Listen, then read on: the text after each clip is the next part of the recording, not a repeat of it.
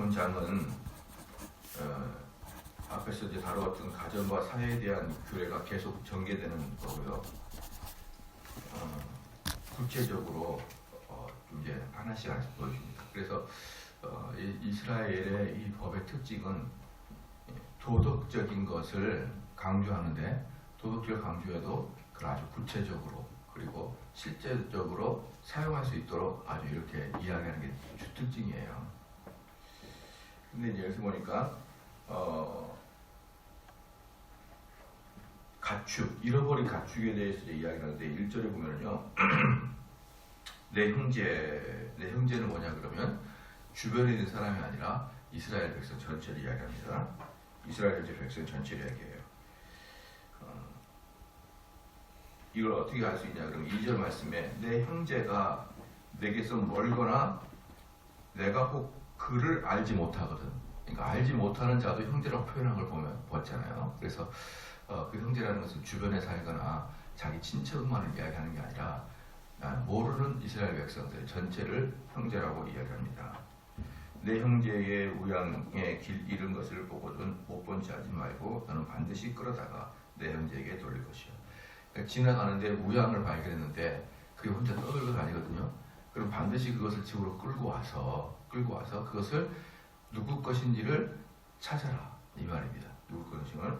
그래서 내 형제가 내게서 멀거나 내가 혹 그를 알지 못하거든 그 짐승을 내 집으로 끌어와서 내 형제가 찾기까지 내게 두었다가 그에게 돌릴지니. 그래서 이스라엘의 어떤 그 전설 또는 고대 역사를 보면은 어떻게 나와있냐 이런 것들을 찾잖아요. 찾으면은 많은 사람들이 보는 앞에서 우리로 말하면 사람들이 많이 모이는 곳에서 소문을 내는 거예요. 크게 외치는 겁니다. 내가 지금 소 한 마리를 가지고 있는데 주인이 누군지 빨리 나오십시오. 이렇게 3, 4회 동안 3, 4회를 3, 4번을 외치는 게 아니라 그런 일을 한 3, 4회 정도를 안 나타나면 또 사람들 앞에 가가지고 또 외쳐. 그럼 어때요? 소문이 날 거 아니에요. 소문이 나서 누구네 집에 소 한 마리 있다는데 이런 소문이 나면은 찾으러 올 거 아닙니까? 이제 그러한 것들을 3, 4회 정도를 그렇게 합니다. 3, 4회 정도에서 안 나타나게 되면 이제 가지고 있는 사람의 소유물이 돼요. 그럼에도 불구하고 대부분 그 짐승은 또는 그 물건도 됩니다. 무슨 옷이라든지 이런 물건도 돼요. 물건은 주로 가난한 자에게 그냥 좋다. 법률상으로는 소유가 가져도 되는데 그럼에도 불구하고 거의 대부분 것은 기부금으로 다시 나왔다. 그렇게 이제 기록이 되는 걸 우리가 볼 수 있었어요. 그 다음에 그러니까 한마디로 그 불로소득은 이 사람 게 아닌 거예요. 불로소득은 이 사람 게 아니다. 우리나라 사람들 여기에 비해서 이런 불로소득이 있으면은 하나님 나에게 복을 주셨다. 우리는 보통 이제 그렇게 이야기하면서 쑥떡 주머니 넣는데 다른 사람이 많은 보는 사람 앞에서 알리기는커녕 누가 혹시 알까봐 휘휘거리면서 주머니에 툭 넣죠. 이렇게 일확천금을 얻고 이러면은 그런 차이가 좀 있는 것 같고요. 3절에 낙이라도 그리하고 의복이라도 그리하고. 낙이는 뭐냐 그러면은 살아있는 생명체의 대표성을 보여주는 것이고 의복은 뭐냐 그러면은 죽어있는 물건들의 대표성. 그러니까 뭡니까? 낙이와 의복은 모든 것들을 이야기합니다. 모든 것들 중에 하나를 너가 얻으면 다 그렇게 해라는 것이에요. 그리하고 무릇 형제의 이른 아무 것이든지 내가 얻거든 다 그리하고 못 본 채 하지 말며 내 형제의 낙이나 소가 길에 넘어지는 것을 보거든 못 본 채 하지 말고 너는 반드시 형제를 도와서 그것을 일으킬지니라. 그래서 이제 4절에는 낙이나 소가 길에서 넘어진 것, 그러니까 지쳐있는 것이나 병들어 있는 것을 끌어다가 집으로 다시 데리고 오라는 거예요. 끌어다가.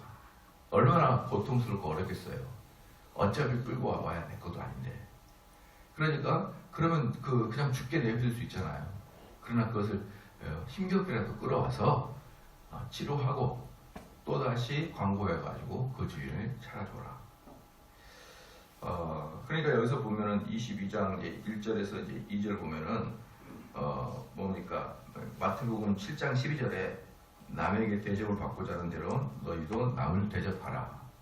그렇죠. 그 다음에 야고보서 2장 8절에 내 이웃 사랑하기를 내 몸과 같이 하라. 그렇잖아요. 그러니까 이 성경에 큰 10개명의 그 두 개의 대지가 있다. 어떤 대지냐? 하나님을 사랑하고 내 이웃을 사랑하라. 이것이 큰 대지예요. 이게 큰 대지다. 그래서 우리 성도들은 이러한 것들을 실제적으로 몸소 실천을 해야 되는데 그럼 어떻게 실천해야 되냐라는 것들을 구체적으로 보여주고 있는 게 성경의 특징이에요. 뭡니까? 이런 것들이 좀 우리나라 사람들에게는 습관적으로 되도록 어릴 때부터 이렇게 잡을 만약에 우리 집안에 우리가 유대인 집안인데 아버지가 어디 나갔다 오셔가지고 소를 한 마리 끌고 왔는데 이게 그냥 주워온 거거든요. 그러면 그것을 집에서 키울 수가 없는 거예요. 왜? 아들들이 그 법칙을 다 아니까. 부끄럽잖아요. 아들들, 남편들 보기 부끄럽고 아내 보기 부끄럽고 자녀들.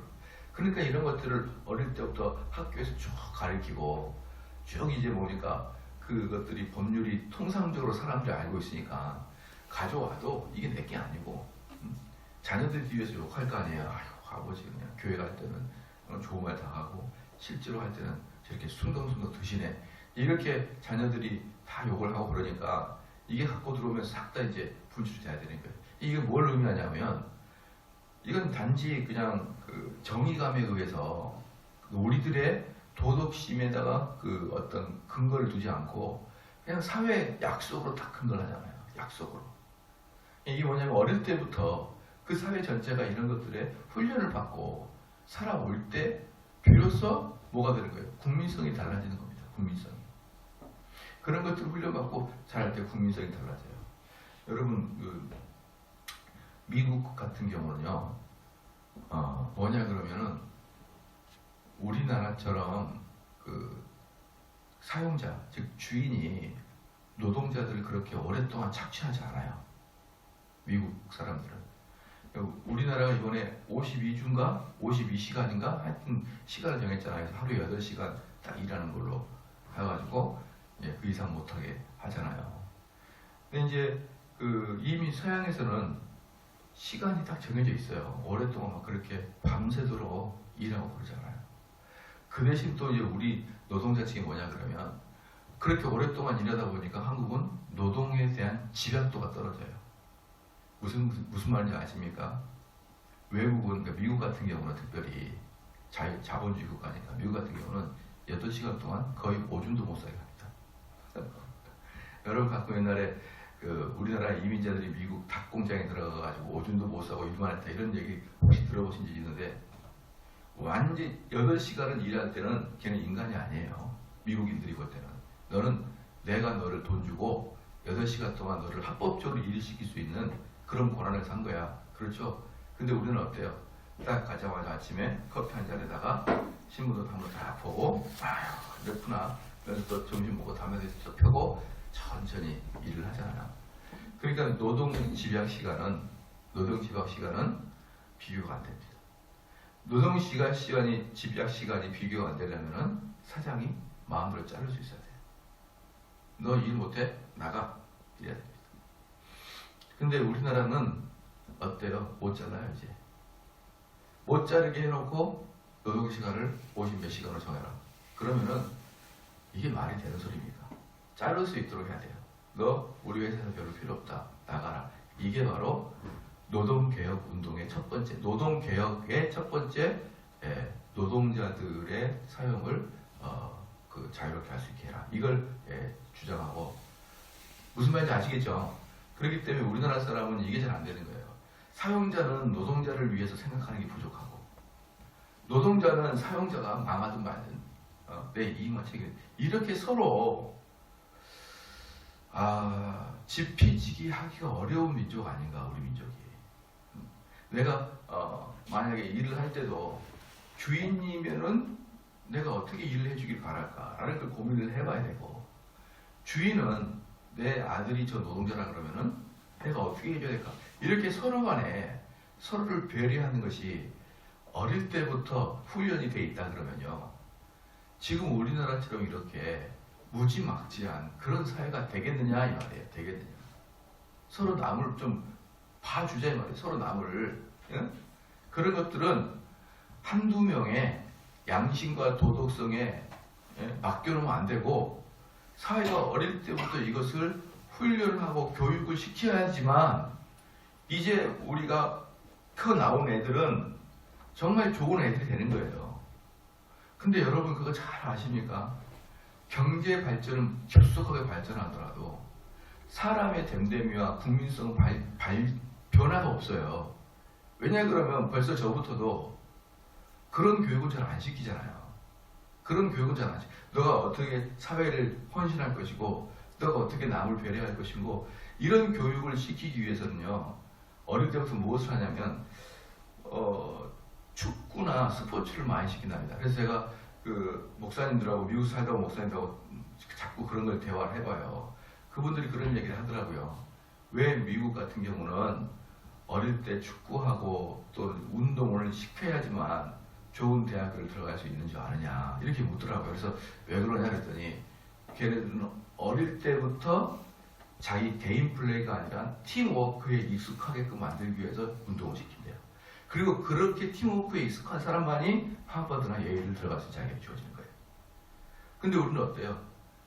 팀이 이기는 것보다 내가 스타 플레이어가 내가 되는 게 더 유익한 거죠. 그러니까 이게 벌써 사고 자체가 되죠. 얘네들은 어때요? 어릴 때부터 축구를 하게 해가지고 그 팀에 순종하는. 그래서 얘네들은 승리보다는 팀워크가 잘 됐느냐에 따라서 감독이 칭찬해 준대요. 근데 우리는 지면 어때요? 두들겨 패는 거지. 두들겨 패고 지면 어때요? 위에 대학을 못 들어가는 거예요. 축구를 해가지고 고등학교 4강에 들어가야 좋은 대학을 들어가고 중학교에서 전국 몇 강에 들어가야 좋은 고등학교에 들어가고 이런 구조이기 때문에 우리는 이 축구가 이 스포츠가 사생결단을 해서 내 팀 다른 사람이 어떻게 되든 내가 감독들한테 눈에 잘 띄어서 제일 좋은 스카우트 되는 게 우리는 어릴 때부터 그런 교육을 받아요. 서로 경쟁해서 나 혼자 살아남을 수 있는 다른 사람이 떨어지든 말든 나 혼자 살아남아서 결국은 프로팀 들어가고 국가대표 들어가면 장땡이지. 무슨 내가 팀워크가 필요합니까? 그러나 여러분 잘 보시면 그래서 이게 엘리트 스포츠의 병폐예요. 엘리트 스포츠 병폐. 엘리트 스포츠는 뭐냐? 어릴 때부터 축구만 계속해서 아무런 정신력도 없이 오직 축구 기술력만 발전해가지고 할 수 있는 능력 이게 엘리트 축구잖아요. 근데 유럽이란 그건 안 그래. 걔네들은 여러분 봐보십시오. 올림픽 때 2등해도 기쁜 마음으로 1등한 사람은 톡톡 두들겨줘요. 자기 이긴 사람한테. 근데 그때 우리나라 사람도 어떤지 아세요? 1등, 2등 그 자기한테 지네한테 가지 않고 혼자서 엉엉 울어요. 엉엉 울어. 막 뛰면서. 그러면 자기한테 진 외국이 나와가지고 오히려 우리나라 1등한테 이렇게 어깨를 톡톡해줘요. 여러분 그런 거 많이 보시죠. 걔네들은요 1등하면 좋죠. 그러나 1등이 아니라 자기가 규칙을 지켰고 자기가 팀워크를 이룬 것에 대해서 만족하는 거예요. 왜? 어릴 때부터 그렇게 교육을 받아왔으니까. 그러니까 걔네들은 물론 이제 미국 사람도 마찬가지예요. 그 1등한테 좋아서 울고 펼쳐고 뛴 사람도 있지만 우리 한국인에 비해서는 와 한국이 여러분 보시면은 그 금메달 따가지고 올림픽에서 금메달 따가지고 다 국기 계양대 올라갈 때 독립투사가 독립을 쟁취하듯이 막 엉엉 울잖아요. 감동에 있어가지고. 그러니까 우리는 이것이 목표야. 금메달 따는 게. 근데 얘네들은 어릴 때부터 금메달 따는 목표가 아니라 이걸 통해 규칙을 지키고 이걸 통해 사회에 순응하는 것을 배웠다. 이것에 목적을 두기 때문에요. 잘 살아요. 그러니까 어릴 때부터 어때요?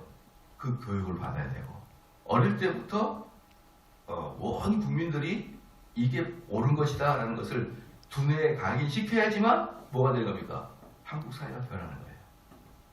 바로 여기서도 보면요. 윤리 도덕을 그저 한두 사람의 양심과 한두 사람의 어떤 도덕적 판단에 맡긴 게 아니라 어때요? 어릴 때부터 딱 규칙을 정해서 지나가다가 소가 있으면 그거 가져와서 그 소를 받았으면 사람들한테 가가지고 3-4번 동안 외치고 그리고 그걸 차려줘라. 그럼에도 불구하고 없으면은 네가 가진 것보다는 다른 사람한테 양도하는 게 좋다. 이렇게 딱 교육을 시켜놓는다.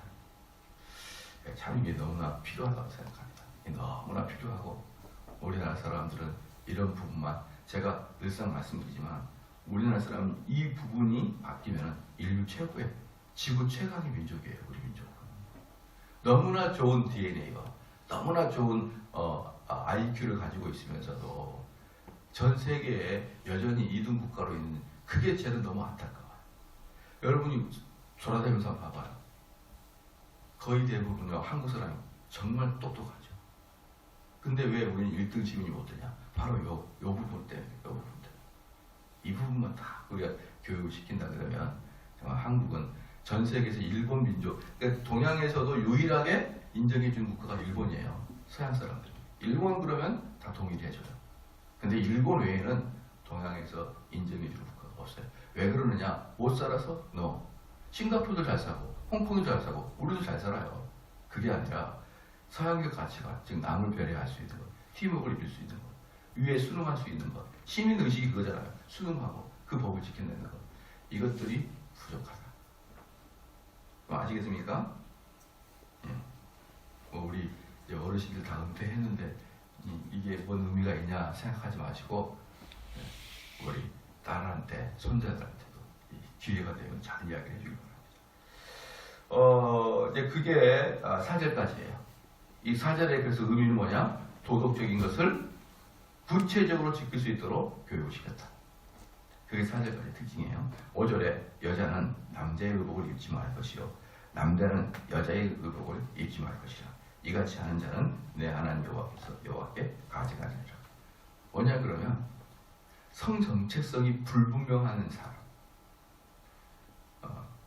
여자처럼 행동하고 남자는 여자처럼 행동하고 여자는 남자처럼 행동하고 그렇게 하지 마라. 그것은 하나님의 창조 섭리를 위반하는 거예요. 이제 여기서 좀 더 나가게 되면 동성애까지도 포함되거든요. 동성애까지 가지 말고라도 여러분 동성애까지 가지 말고라도 제발 여러분의 자녀나 여러분의 손녀들한테 여자들한테 좀 여성답게 살라고 얘기해주세요. 여성답게. 원놈의 여성들이 그렇게 대가 세고 그냥 고집 세고 남성답게 터프하네 이 말이에요.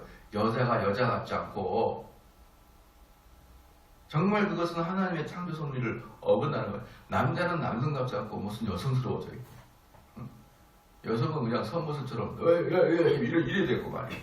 여성은 그러셨어요. 이렇게 좀 예쁘게 이야기하지. 몰라. 그래가지고 무슨 시집을 가려고 그러면 그런 사람은 시집 못 가고 혼자 오래오래 살아야 돼요. 여성은 여성다움이 있어야 돼요. 그렇죠? 제가 지난번에 설교에서 말했지만 하나님께서 여성에게는 부드러움과 사랑과 이런 것을 실천하도록 여성을 몰라 이런 식으로 밥도 제대로 못하고 이렇게 해서 자녀 양도 제대로 못하고 남편이 올 때 그냥 터프하게. 남자와 여자는 하나님이 이 세상을 창조하실 때 남자와 여자를 구별되게 창조하셨다. 그래서 인격적인 면에서는 평등하지만 그에게 맡겨진 일에서 불공평하다. 이게 개혁주의자들의 생각이고.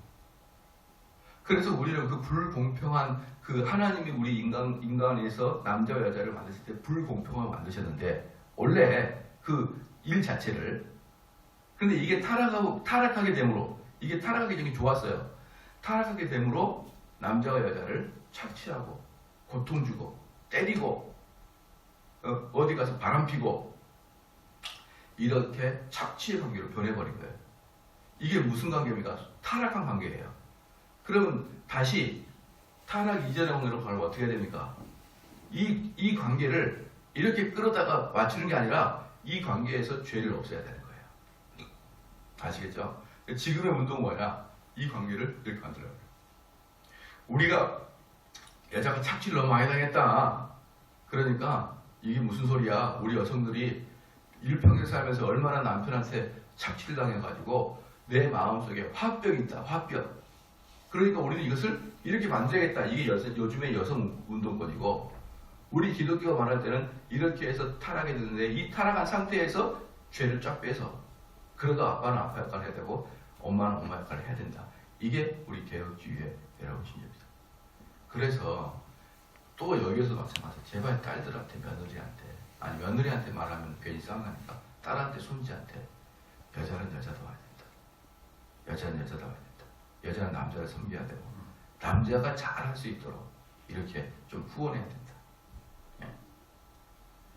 이 현숙한 여인 보면요.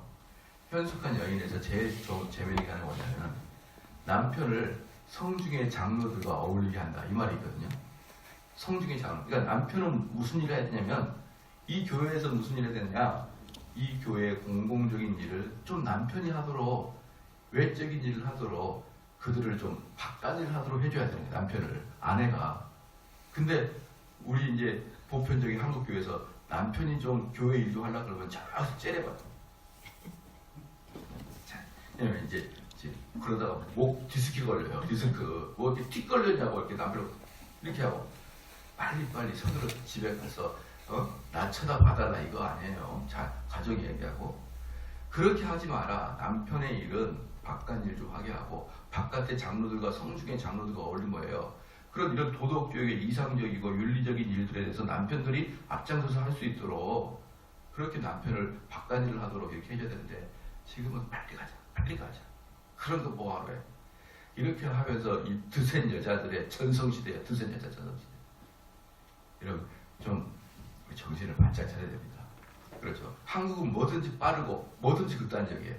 빨리 경제성장이 했는 것 반면에 빨리 여성들의 겨우 3, 40년 전에는 여성들이 남편한테 한 말도 못하고 화병까지 거치면서 여성들이 주눅들었다 그러면 3, 40년 만에 완전히 이제 남자를 상투 틀어잡고 옛날에는 공무원들이 거의 대부분 남자였었는데 지금은 이제 벌써 이제 50%가 넘었더라고요. 여자들이.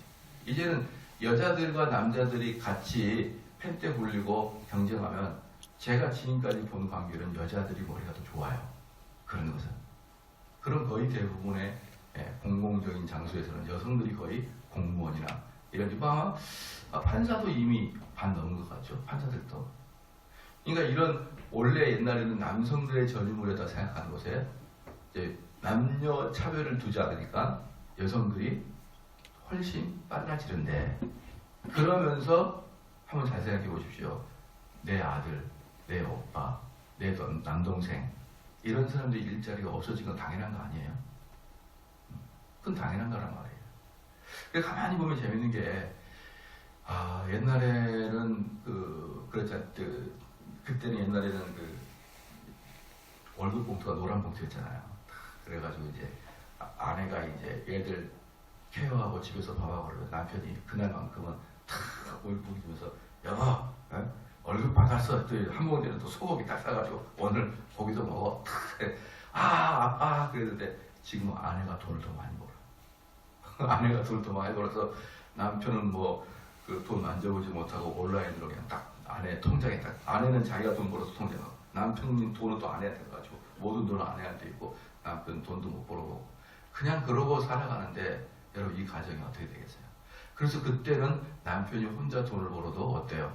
가정이 돌아갔고 심지어 그 돈으로 10년, 20년 노력해서 집도 샀어요. 근데 지금은 둘이서 같이 노력을 해야만 겨우 그때 영화를 찾았습니다. 그러니까 이게 뭡니까? 여러분 이게 뭐예요? 남자만 일을 해도 가정이 돌아가게끔 그런 사이가 좋지. 남녀가 같이 일을 하니까 40년 전에 남자만 일을 했을 때 정도의 어떤 벌이가 된다는 게 여러분 얼마나 슬픈 일이에요. 여성들은 자기들이 열심히 일하고 사회 참여한다고 좋아하지만 결국 다시 현실을 보니 과거에 남자만 일을 했어도 될 만큼의 가정 부양이 됐었는데 지금 시대는 하도 여성들이 많이 가고 그런 반면에 남성의 좋은 퀄리티가 있는 직장이 없어지고 취업을 못하기 때문에 이제는 두 사람이 정말 좋은 직장 갖고 있는 게 아니라 알바 비슷한 그런 약간 좀 후진 직장을 가지게 되면서 둘이가 같이 노력을 해도 겨우 집안을 끌어갈 수 있고 이제는 남자 혼자 일을 할 때는 어때요? 도저히 끌어갈 수 없어요. 그래서 재밌는 게 뭐냐 그러면요. 강남에 사는 사람들 있잖아요. 강남에 사는 사람들의 대부분 80% 90%는 여성들이 가정주부예요. 그런데 강북에는 사람들이 거의 대부분 맞벌이 합니다. 이게 맞벌이의 역습인 것 같아요. 처음에는 맞벌이들이 어땠어요? 공부도 잘하고 커리어도 좋고 이런 사람이 맞벌이 했다가 처음에는 사회 참여하는, 근데 시간이 지나니까 강남 사람들은 점점 자녀 양육으로 돌아가고 오히려 강북 사람들만 두 가지 일을 하게 되므로 가정이 어려워지는 경우가 많았다. 그래서 여러분, 우리는 자녀들을 키울 때도 여기서 마찬가지예요. 여성은 좀 여성답게, 또 남성은 뭐입니까? 어릴 때부터 책임감을 키워줘야 되죠. 야, 너는 항상 여자를 보호해야 되고, 너는 가정은 네가 이끌어야 되고, 다른 사람한테 기대지 말고 너 스스로가 해야 된다. 어릴 때부터 남성에게는 책임감을 강하게 부여하는 훈련, 여성에게는 어떤 훈련? 남성을 잘 보양하고 그렇게 책임감을 완수할 수 있도록 마음을 편하게 해주는 훈련, 이런 것들을 어릴 때부터 훈련시키면 그 가정이 얼마나 좋겠습니까? 그래도 봐보십시오. 어릴 때부터 여성들에게 남성처럼 대가 세게 만들어 놓으니까 어떻게 됩니까 나중에? 그것을 당장 몇십 년 만에 우리가 다 당하잖아요. 어떻게 당합니까? 명절만 되면 이 며느리들이 입이 이만큼 튀어나와가지고 서울에서 부산까지 가는 내내 싸움질이에요. 싸움질. 이걸 누가 만들어놨습니까? 어른들이 만들어놨죠. 여성을 여성답게 키워내지 못한. 지금 며느리들이 40대, 이분들이 누구의 딸들이에요? 70대의 딸들이잖아요. 그 70대들이 어떻게 자녀를 키운 거예요? 그러니까 딸에게는 딸과 키우지 못하고 여성은 여성답게 키우지 못하니까 그렇게 그냥 뭡니까? 추석이나 설날에 잔치가 돼야 될 그 날에 같이 자녀들 뒤에 타고 엄마 아빠는 신경이 예민해져가지고 운전하다가 툭 하는 말에 툭 싸워가지고 지금 네가 가고 싶지 않아서 그게 투정한 거 아니냐 이렇게 해서 또 여자가 그래 가고 싶지 않다 막 이래가지고 싸우면은 뒤에 얘들은 명절 때마다 가슴이 조마조마하잖아요. 명절 때마다. 그게 어쩌다가 그렇게 일이 발생이 되느냐? 어쩌다가요? 자녀를 자녀답게, 아들을 아들답게, 딸을 딸답게 키워내지 못하는 그런 이미 70대들의 어른부터의 문제예요. 그 문제는. 왜? 지금 30, 40대들이 그 딸들이니까. 지금의 문제가 아니고 이미 오래전부터 이 문제는 내외됐다. 그러니까 지금부터라도 이제 또 어떻게 될까요? 30, 40대 엄마들은, 40, 50대 엄마들은 또 딸들을 잘 양육해서 야, 딸은 이런 거란다. 딸은 밥도 잘해야 되고, 딸은 바느질도 잘해야 되고, 청소 잘해야 되고, 딸이 해야 될 일이 이거고, 이걸 좀 잘 키워주는 그런 교회가 좀 됐으면 좋겠어요. 할렐루야. 남자와 여자의 일을 구별했다. 남자와 여자의 일을 구별했다. 그게 하나님의 섭니다. 그러니까 여기서 너무 많이 나가가지고 동성애까지 갈 필요도 없어요. 우리 뭐 주변에 동성애자가 거의 없으니까. 단지 뭐만 구별되어 있다는 것을 인정하라. 그것이 하나님의 법도의 것이다. 이해가 되시죠? 그래서 5절에 여자는 남자의 의복을 입지 말 것이요 남자는 여자의 의복을 입지 말 것이라. 이같이 하는 자는 내 하나님 여호와께 가증한 자니라. 노중에서 나무에나 땅에 있는 새의 보금자리에 새 새끼나 알이 있고 어미새가 그 새끼나 알을 품는 것을 만나거든 그 어미새와 새끼를 아울러 취하지 말고 어미는 반드시 놓아줄 것이요 새끼는 취하여도 가하니 그리하면 네가 복을 누리고 장수하리라. 이게 뭐냐 그러면 두 가지입니다. 두 가지. 첫 번째는 뭐냐면 이 아주 그대로 새끼와 어미를 한꺼번에 잡아가지고 드시지 말라. 그것은 모든 어미와 새끼의 관계는 인간뿐만 아니라 짐승까지도 이는 신성하다. 그러니까 어미가 보는 앞에서 새끼를 취하든지 새끼를 취하라. 우리가 좀 잔인하죠. 근데 왜 어미를 놔주고 새끼를 취하라 그러냐? 어차피 어미를 잡으면 새끼는 죽게 돼 있거든요. 그거. 어미를 잡으면 새끼를 죽게 돼 있어요. 그렇기 때문에 둘 다 취하지 말고 네가 만약 취한다 그러면 새끼를 취하라. 그렇죠? 되게 재밌는 게 이 성경 말씀에 딱 순종하는 애가 있어요. 누가 순종합니까? 사자가 순종하잖아요. 사자는 그런 새끼만 잡아먹고 다녀요. 맨날.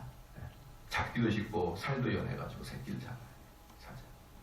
그러니까 어미나 새끼 둘 다 잡는 것은 너무나 잔인한 일이다. 두 번째, 좀 더 확장해서, 그것은 아주 개인적인 문제고, 두 번째 좀 더 확장해서는 자연 보호를 할 때 어떤 것을 멸종을 시키지 마라. 멸종을 시키지 마라. 자연 보호하라. 하나님 주신 자연을 멸종시키지 마라. 근데 이놈의 중국인들은 서해안에서 배 잡을 때 쌍끌이라고 아세요? 쌍끌이라고? 배 두 개가 그물을 바닥까지 내려가지고 긁어가는 게 쌍끌이야. 이건 뭡니까? 멸종이에요, 멸종. 이 말종 인간이 멸종을 시켜요. 어획을. 그러면 어떻게 됩니까? 밑에까지 내리면 안 돼요, 원래. 그 법적으로. 그러면 다 멸망하잖아요. 그리고 그물의 두께, 칸도 커야 돼요. 새끼들 빠져나가게. 근데 아주 촘촘하게, 아주 밑에까지 이렇게 해가지고 한 번씩 중국인들이 가면 이만한 새끼까지 다 잡아서 올리는 거예요. 멸종을 시켜버립니다. 이렇게까지 비정상적인 국가가 중국인들이에요. 저는 중국 그러면 아주 머리도 절레절레 흔듭니다. 중국 그러면. 이번에 이제 6월 달에 그 중국 가셔야 될 목사님, 교수님이 계셨어요. 제가 추천해가지고 그분이 중국에서 또 선교로 바로 가셔야 돼요. 원래 그분이 안 갔으면은 제가 6월 달도 가고 9월 달도 가고 두 번이나 더 갈 뻔했었는데 그분이 감사하게 6월 달에 가주셔가지고 그분이 이제 다음 주에 가기로 했는데 갑자기 엊그저께 중국에서 연락이 온 거예요. 올스톱. 이유는 묻지 말고 올스톱. 느낌상 아마 선교사가 잡혔거나 공부하는 곳에 발각된 것 같아요. 공부했던지. 추방을 당하거나 감옥을 갑니다. 21세기 버젓이 21세기에 어떻게 기독교를 믿는다고. 아직 제가 정확히 정보를 못 들었어요. 그것도 그 선교사가 직접 우리한테 연락이 온 게 아니고 그 선교사하고 전문적으로 연락을 하고 있는 한국에 심어놓은 분이 계시거든요. 그분을 통해서 막 스톱만 딱 온 거예요. 일단 정지. 지금 제가 5년째 중국 갔는데 이런 일 처음이네요. 지금 중국에서 교회 부시고 목사들 쫓겨나고 엄청나게 이루어집니다. 어찌 이게 21세기 대낮에 현대에 이런 일이 발생하냐고요.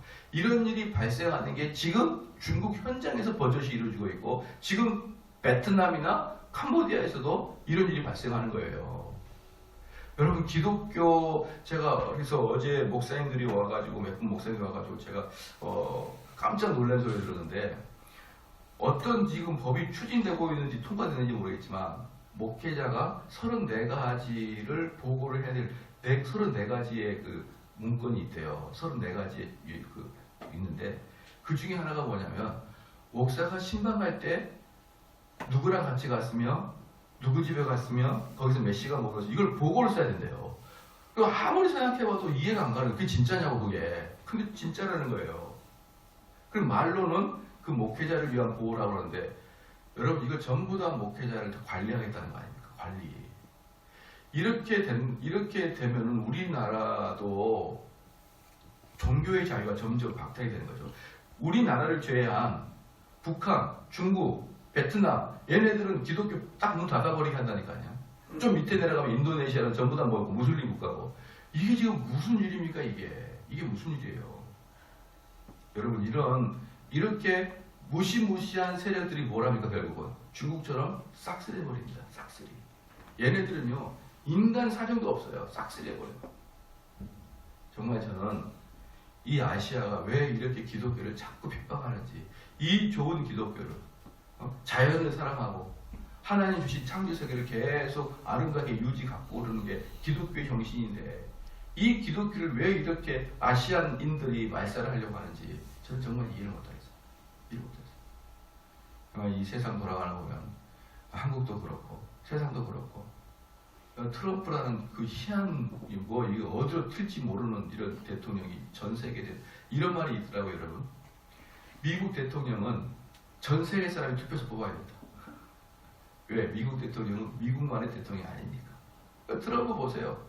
어디로 튈지 모르는 그런 사람이 대통령이 되니까 오늘은 이렇게 말했다. 내일은 저렇게 말하. 또 그 다음날 이렇게 말하. 정말 정잡을 수가 없어요. 이놈의 세상이 왜 이러하게 되는지. 저 러시아의 푸틴 대통령은 또 제2의 독재를 시작하고 시진핑도 제2의 독재를 시작하고 기독교 박멸하고 있거든요. 저는 이게 지금 현재 21세기에 왜 이런 일들이 발생하느냐 정말 저는 두려움만 있어요. 두려움만 있다. 여러분들이 이 말씀 자세히 봐보십시오. 이 말씀을 지켜낼 수 있는 사람은 어떤 사람입니까? 하나님 말씀을 순종하는 자들, 성경을 잘 아는 사람들. 이런 사람이 어릴 때부터 그 국민들을 개발시키고 훈련하고 도덕적으로 키워내고 이러한 일들이 저희 교회에서도 이루어져야 될 것입니다. 기도하시겠습니다. 하나님 아버지, 참으로 감사합니다. 하나님께서 저희들에게 정말 윤리와 양심의 일들을 그저 한 개인의 마음에 담아두지 아니하고 그들에게 맡기지 아니하고 사회 규범처럼 우리에게 제시해 줌을 참으로 감사합니다. 정말 우리가 한국 땅을 살아갈 때 나만, 내 자녀만 이렇게 이야기하지 아니하게 도와주시옵고 이 한국 사회 전체가 더 성숙하게 하여 주시옵고 서로를 위하게 하여 주시옵고 서로 지피지기 할 수 있는 그런 성숙한 한국 사회가 될 수 있도록 은혜 내려 주시옵소서. 그래요. 많은 자들이 자기들만을 먹고 살아갈 때 그러한 사람들은 결코 대승적인 차원에서 올바르지 않다는 것을 입을 열어 말할 수 있는 우리 그리스도인이 될 수 있도록 역사하여 주시옵소서. 감사드리며 예수님의 이름으로 기도합니다. 아멘.